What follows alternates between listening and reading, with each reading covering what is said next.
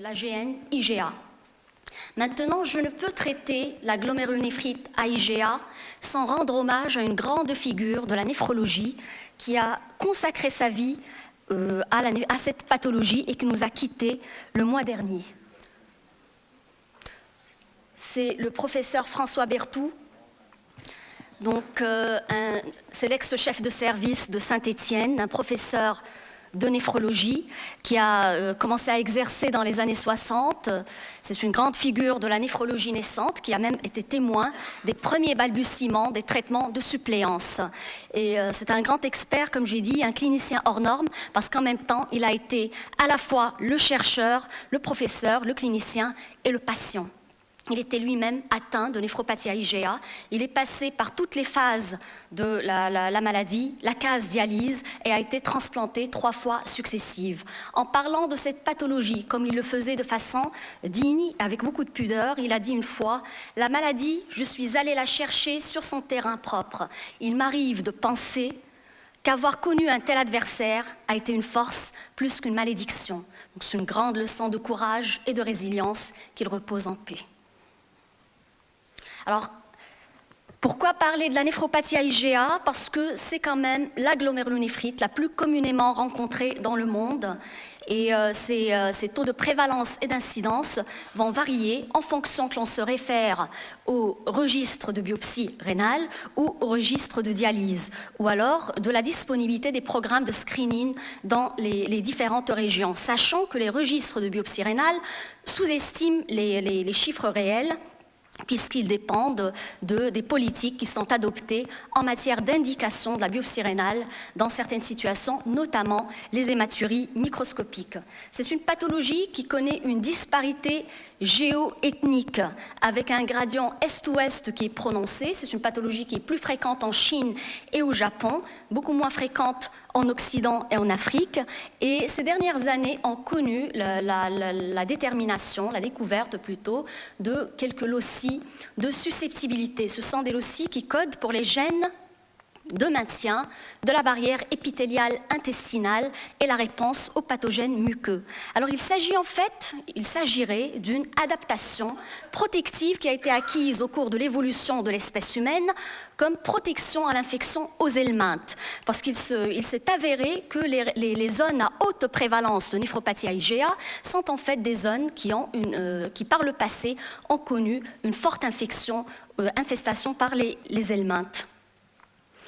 Alors l'anomalie, c'est l'IgA1 qui en est responsable, et en fait, c'est la zone charnière de l'IgA1, en fait, cette zone qui se trouve entre le domaine constant, le premier et le second domaine constant, qui va être hypogalactosylée. En général, elle contient 3 grandes molécules, la N-acétylgalactosamine, le galactose et l'acide hyalique. Chez le sujet sain, chez le patient qui est atteint de néphropathie à IgA, il y a un manque de galactose, un déficit en galactose, qui peut être accompagné également d'un déficit en acide sialique. Maintenant, l'anomalie ne concerne pas seulement la composition de l'IgA1, mais également sa quantité. Elle est produite en quantité très importante, il y a une hypersécrétion. Et également, le site de production n'est pas normal, donc, il y a également des altérations de la régulation de sa clairance.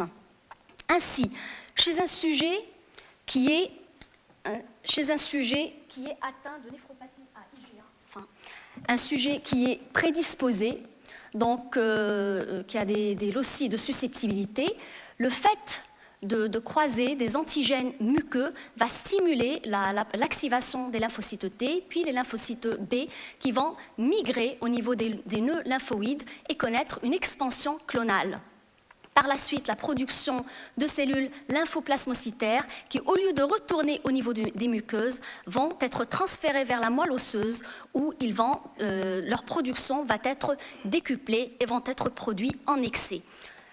Alors, ces immunoglobulines G qui sont produites en excès, avec cette zone hypogalactosylée, cette zone-là sera considérée comme un néoépitope. Elle sera reconnue par des immunoglobulines, par des auto-anticorps IgG ou IgA, qui vont y adhérer et constituer des complexes immuns. Ces complexes immuns vont adhérer à des récepteurs mésangiaux et activer des signaux mésangiaux et entraîner par la suite une hypercellularité et prolifération de la matrice mésangiale. Et bien entendu, une activation de la cascade du complément et production de façon importante des cytokines pro-inflammatoires. Tous ces éléments vont contribuer aux lésions donc, de la barrière de filtration glomérulaire au niveau de tous ces éléments, podocytes, membrane basale et cellules endothéliales avec les conséquences clinico-biologiques que nous connaissons, hématurie, protéinurie. Donc, ce que je viens de décrire là, c'est le modèle pathogénique dit multi-hit. Ça veut dire, c'est le modèle qui réunit les 4 grands processus anormaux qui conduisent à la production d'un néphropathie à IgA. Et au niveau de chaque processus anormal, il y a une activité de recherche qui est accrue pour tenter de parfaire la stratégie thérapeutique dans cette pathologie. Alors la présentation histologique est très variable. Généralement, on peut tout rencontrer, tous les types histologiques, hypercellularité mésangiale avec dépôt mésangiaux d'IgA. Il peut s'agir également d'un glomérule normal, d'hypercellularité endocapillaire diffuse ou segmentaire. On peut également rencontrer des glomérulopathies, une atteinte extracapillaire avec des croissants dans les atteintes les plus sévères. Et à côté de ces présentations histologiques variées, il y a également des scénarios cliniques très très variables. D'ailleurs, le spectre de présentation de la néphropathie à IgA varie de façon très importante. Ça peut aller de l'hématurie microscopique isolée chez un patient qui est asymptomatique jusqu'à la néphropathie, la glomérulonéphrite rapidement progressive, en passant par des présentations qui progressent plus lentement. C'est ce qui conduit les experts à se poser comme question au vu de cette disparité, à la fois ethnique, géographique, histologique et clinique. Ne s'agit-il pas là plutôt de plusieurs entités, de plusieurs maladies et non pas d'une seule maladie ou une seule néphropathie à IgA?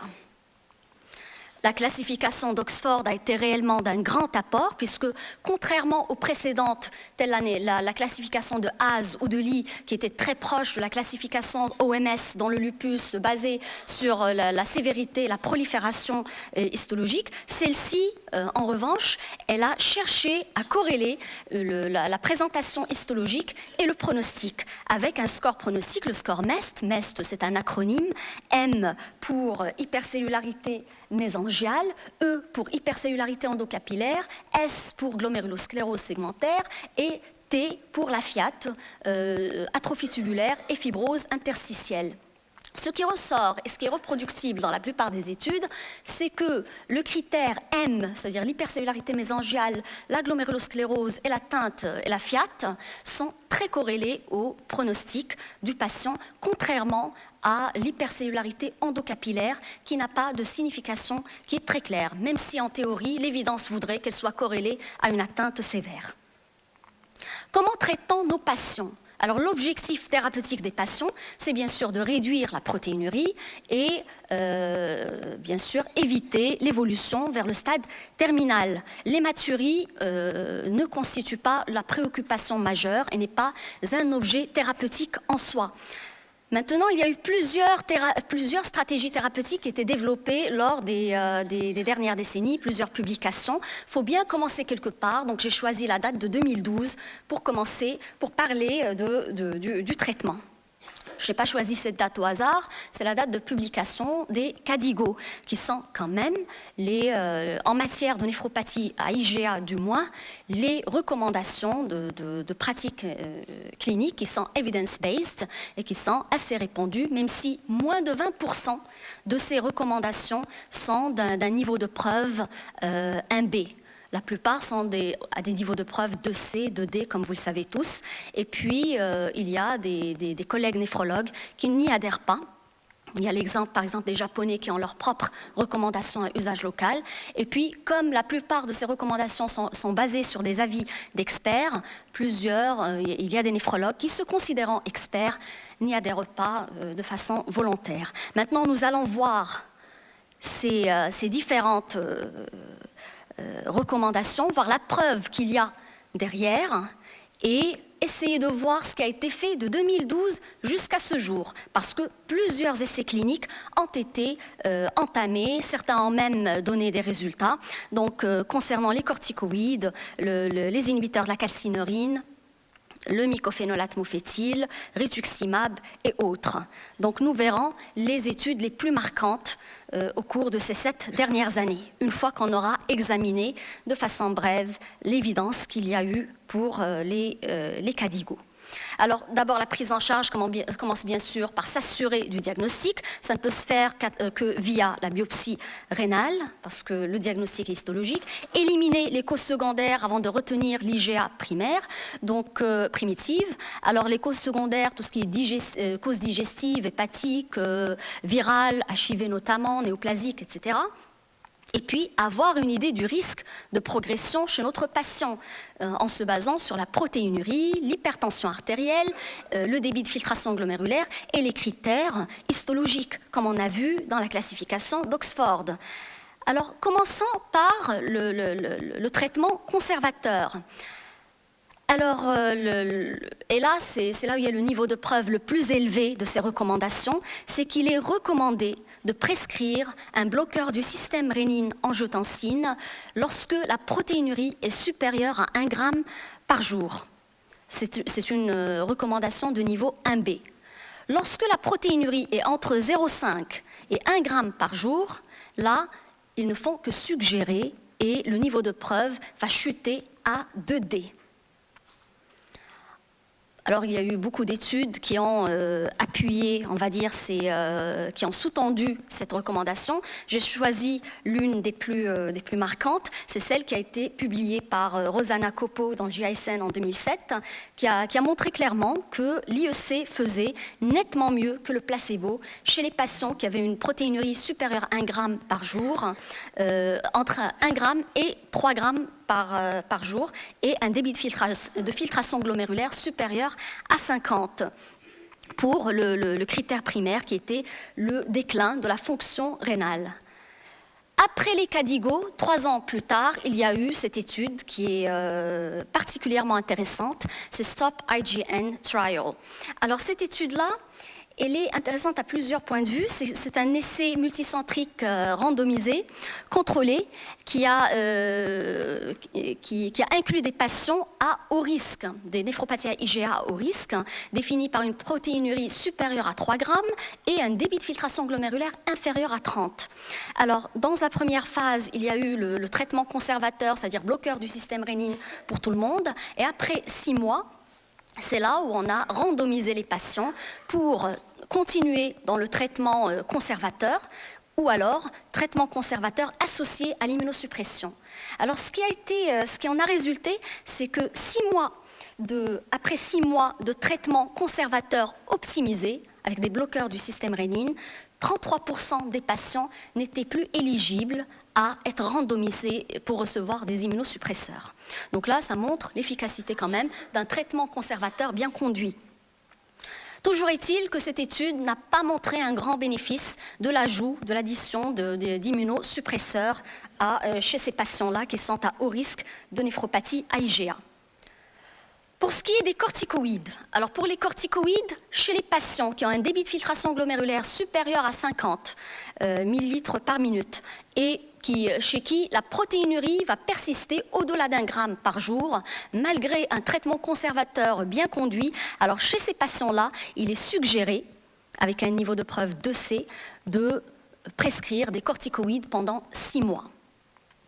Alors, les preuves derrière, c'est la fameuse étude PODSI, que vous connaissez tous, alors, qui a montré qu'il y avait un réel bénéfice des corticoïdes comparé au contrôle sur la survie à 5 ans, à 10 ans et la réduction de la protéinurie. Par la suite, Mano a également montré quelque chose de similaire avec des corticoïdes à 6 mois, mais un autre schéma. C'est-à-dire avec des corticoïdes tous les jours et non pas alternés comme c'est le schéma de PODSI. Donc Mano a montré qu'il y avait une réduction de la protéinurie à 6 mois, 1 an et 2 ans.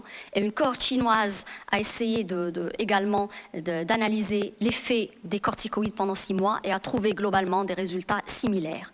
Maintenant, ces différentes études donnent une légitimité aux corticoïdes chez ces patients pendant 6 mois, pour ce qui est de la prévention de la progression de la fonction rénale, mais elles ont des limites qui sont très importantes parce qu'elles ont éliminé tout simplement les patients qui ont un DFG inférieur à 50. Et la question qui se pose, que faire de ces patients-là, qu'on voit somme toute assez fréquemment en pratique? Alors, après la publication des KDIGO, il y a eu cette étude du Testing Study Group, c'est une méta-analyse, qui a montré également un bénéfice réel des corticoïdes chez des patients, toujours, qui ont une protéinurie supérieure à 1 gramme, un débit de filtration glomérulaire normal. Mais attention, là, elle a mis l'accent, cette méta-analyse a ressorti le fait des effets secondaires qui sont très, très importants. Donc, il faut faire attention avec les corticoïdes, ce n'est pas du tout anodin. Pour ce qui est des immunosuppresseurs, alors les KDIGO ne suggèrent pas de combiner des immunosuppresseurs, à savoir cyclophosphamide, azatioprine, avec des corticoïdes chez les patients, sauf s'il y a une GNRP et la présence de croissant ou une détérioration rapide de la fonction rénale. Maintenant, lorsque le débit de filtration glomérulaire est inférieur à 30, les immunosuppresseurs n'ont pas de place, sauf si l'IGA et s'il s'agit d'une extracapillaire ou une détérioration bien sûr rapide de la fonction rénale, et vraisemblablement le mycophénolate n'aurait pas de place dans la néphropathie à IgA. Alors le fait de combiner corticoïdes et immunosuppresseurs dans la pathologie dans l'IgA rapidement progressive est sous-tendu par l'étude de Ballardi, donc, qui a montré que prednisone avec 3 mois de cyclophosphamide et relayé par azatioprine sur une période de 2 ans avait montré un bénéfice réel sur la survie rénale après 2 ans. Mais là aussi, c'est une étude qui a beaucoup de limites. L'une des limites majeures, c'est qu'on ne connaît pas la manière dont ils ont prescrit les bloqueurs du système rénine dans les 2 bras. Ça, on ne le sait pas.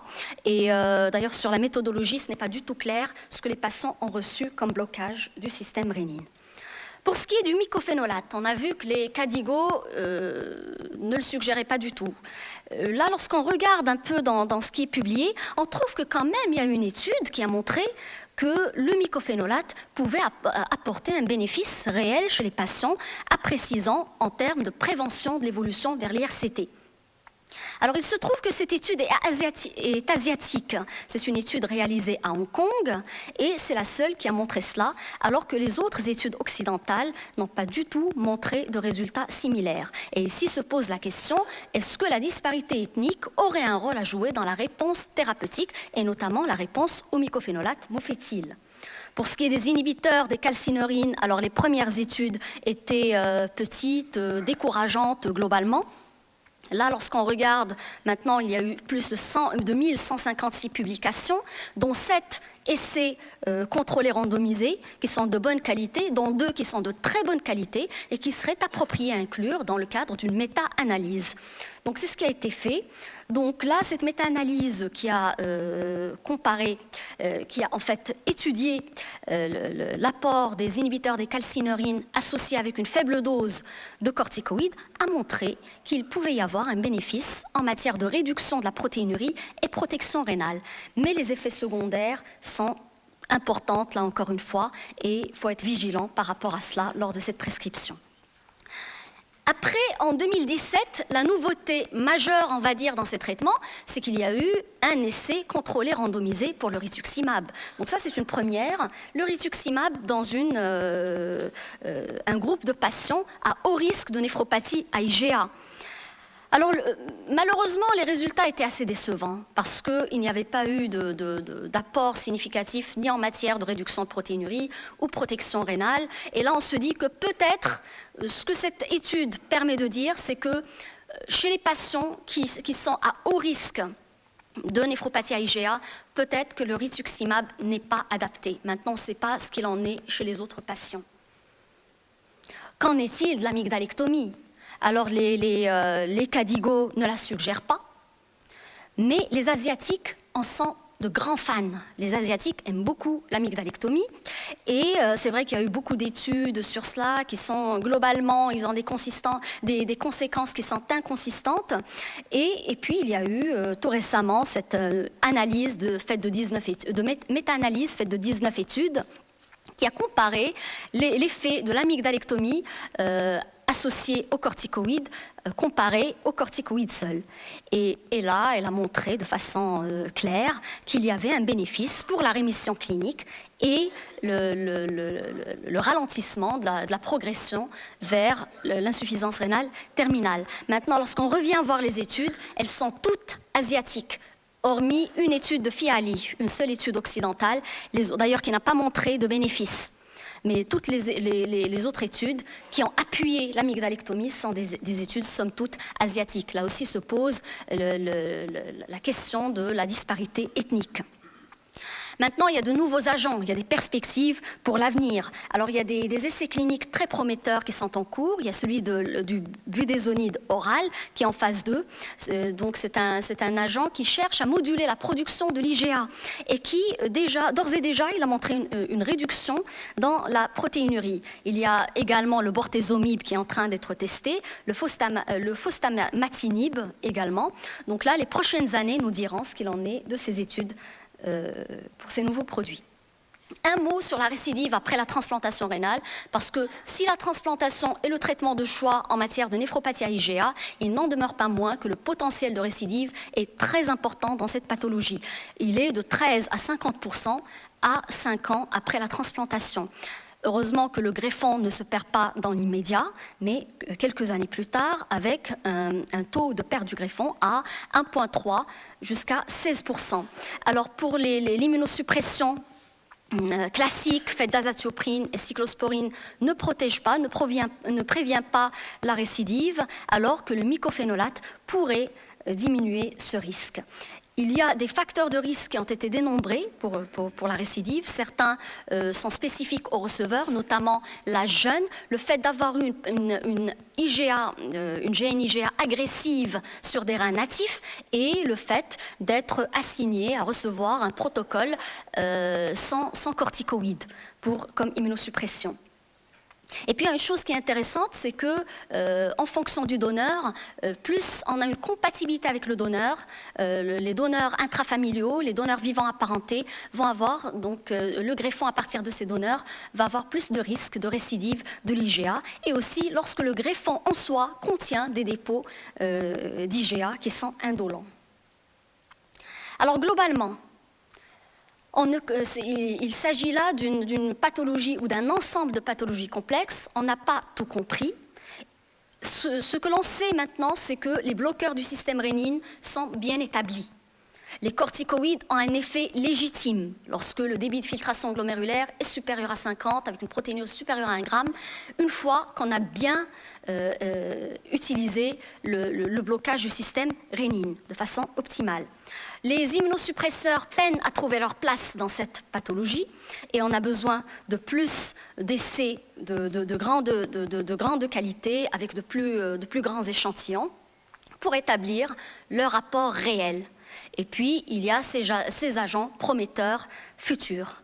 D'ici là, en pratique, voici comment on gère nos patients. Je me suis permise cette plaque d'Ecadigo qui résume très bien la manière dont on traite actuellement nos patients. Lorsque les patients sont à faible risque, ça veut dire une hématurie isolée ou protéinurie inférieure à 0,5, c'est la surveillance et monitoring annuel ou biannuel. Lorsque le risque est très élevé, ça veut dire une atteinte rénale rapidement progressive, là c'est le traitement conservateur, plus ou moins l'immunosuppression. Lorsqu'on est dans le risque modéré, c'est le traitement conservateur. Et puis en fonction de la persistance de la protéinurie. Donc, si le DFG est supérieur à 50, on associe les corticoïdes. Lorsque le DFG est entre 30 et 50, l'immunosuppression n'a pas été établie, mais c'est au clinicien de peser le pour et le contre avant de la prescrire. Lorsque le débit de filtration glomérulaire est inférieur à 30, là, donc, il n'est pas indiqué de prescrire des immunosuppresseurs, sauf en cas d'atteinte de GNRP ou d'extracapillaire. Voilà, je vous remercie.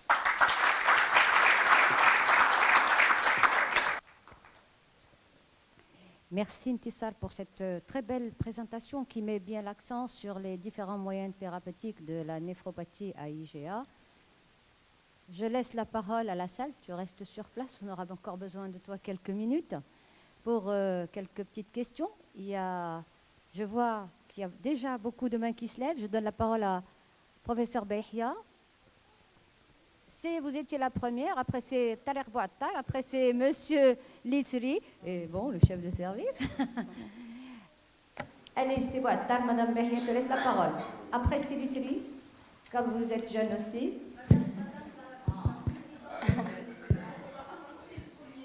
C'est madame Behia.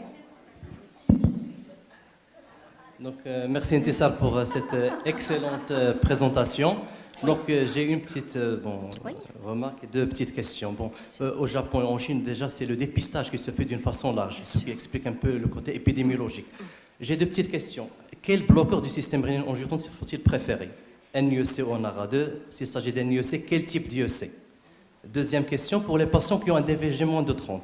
C'est vrai que le pronostic est mauvais, mais quelle est la place de l'histologie dans la décision thérapeutique? Justement. Alors, deux très belles questions, Tariq. En fait, pour l'IECRA2, je me suis posé la même question. J'ai épluché la littérature dans ce sens et crois-moi, je n'ai pas trouvé vraiment de préférence pour l'un ou pour l'autre. D'accord? Donc, c'est globalement ce qui est recommandé, ce qui ressort, c'est blocage du système rénine. Même ils disent optimiser le blocage avec des objectifs tensionnels et des objectifs pour la protéinurie. Protéinurie inférieure à 1 gramme, c'est mieux encore si c'est inférieur à 0,5, même s'il n'y a pas de preuve pour cela. Et puis, pour le contrôle tensionnel, là, ça change en fonction des guidelines, comme on a suivi pour les guidelines de l'HTA.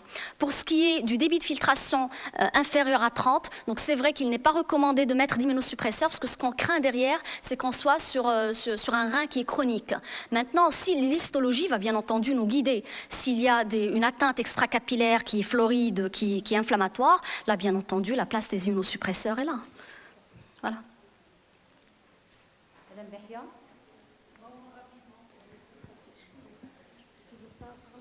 Non, rapidement, mon sujet de mémoire quand j'avais votre âge, c'était récidive de la néphropathie IgA sous forme de purpure rhéumatoïde chez un greffé rénal. Donc, c'était un cas clinique. Et c'est à partir de là où on a justement revu un peu la physiopathologie et depuis, en fait, l'IgA serait une maladie de système et que l'IgA, le berger, en fait, c'est une traduction que rénale de la maladie. Un. Deux, les malades qui nous posent des problèmes, c'est, comme tu l'as dit tout à l'heure, c'est les 30-50 millilitres, les DFG 30-50.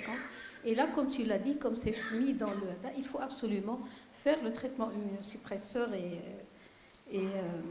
et donc se battre pour ces malades. C'est ça les malades qui sont vraiment, pour lesquels on est anxieux, c'est ces malades-là. Et puis bien sûr, après la greffe, la récidive. Nous, on n'a pas eu de récidive d'IgA avec syndrome néphrotique. Mais bien sûr, il faudrait absolument reprendre. Il y a des protocoles d'immunosuppression pour la récidive de la néphropathie IgA chez le greffé. Voilà, c'est tout ce que j'avais à dire. Merci Madame Behia. Là, pour la récidive sur le greffon, donc ce qu'il y a à noter, c'est qu'on ne peut pas dire qu'on n'a pas eu de récidive tant qu'on ne pratique pas de biopsie protocolaire. En principe, il y a les récidives, en général, peuvent être asymptomatiques. La plupart des récidives sont indolentes. Et donc, lorsqu'on lorsqu'on ne pratique pas la biopsie de façon régulière et protocolaire, on ne peut pas être certain qu'il n'y a pas eu de récidive. Oui. Monsieur Lisri. Oui, je voulais juste me poser la question, comme c'est une maladie, comme tu viens de l'écrire, c'est une maladie hétérogène, donc physiopathologique, au moins vis-à-vis de la physiopathologie, alors forcément, il n'y aura pas un seul traitement qui va aller à tout le monde.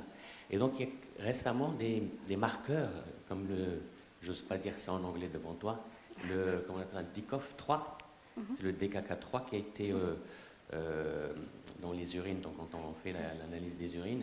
Et donc, lui, il permet de définir au moins ceux qui vont aller avoir une progression rapide, donc une évolution grave.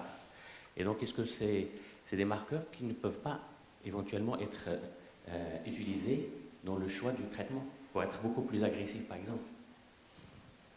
Déjà, pour les marqueurs, c'est vrai qu'il y a des publications éparses, mais après, il n'y a pas de suite. Il n'y a pas vraiment de suite derrière. Il y a des essais cliniques, des études qui sont en cours. Ben, on verra après ce que ça va nous apporter. Je pense pour celui-là, ça a été accordé. Peut-être. C'est ça, peut-être une dernière question, Oui. je vais en profiter puisque j'ai le micro. J'ai été un petit peu interpellée par le paradoxe dans le traitement de la récidive de la néphropathie IgA chez les transplantés. Et tu disais que le MMF ferait bien. Est-ce que ce n'est pas beaucoup plus l'effet des corticoïdes? Parce que sur le rat natif, le MMF n'a aucun effet. Justement, là, je suis passée rapidement sur ça parce que j'étais tenue par le temps. Mais en fait, voilà, cyclosporine, azatioprine, c'est établi, ça ne prévient pas. Les patients qui sont sous MMF feraient peut-être moins de récidives que s'ils avaient été sous azatioprine. C'est ça l'idée. Voilà, maintenant, il peut récidiver. Lorsque l'IgA récidive, en général, il n'y a pas assez de preuves pour des traitements qui sont spécifiques, adaptés. Alors, qu'est-ce qu'on se fait? On se réfère aux recommandations qu'on a pour l'IgA sur les reins natifs. Alors, en principe, c'est le blocage du système rénine, là aussi, qu'on va optimiser. Après, les corticostéroïdes, en fonction donc, des mêmes, c'est 6 mois. Là, c'est de fortes doses, avec tout ce que ça implique comme risque. Et puis, après, lorsqu'il y a des atteintes qui sont très sévères, c'est utiliser le cyclophosphamide. Maintenant, avec le cyclophosphamide, comme ça fait beaucoup en matière d'immunosuppression, c'est arrêter le métabolite qui est en cours. D'accord? Avec le cyclophosphamide. Voilà, avec les corticoïdes, on réduit le mycophénolate à 1 gramme par jour. Donc ça, c'est ce que j'ai trouvé en lisant un petit peu sur ça.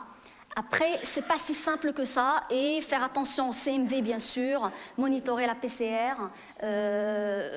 utiliser le sulfaméthoxazole, là aussi, pour le pneumocystis, parce que, voilà. Merci infiniment. Je vous en prie.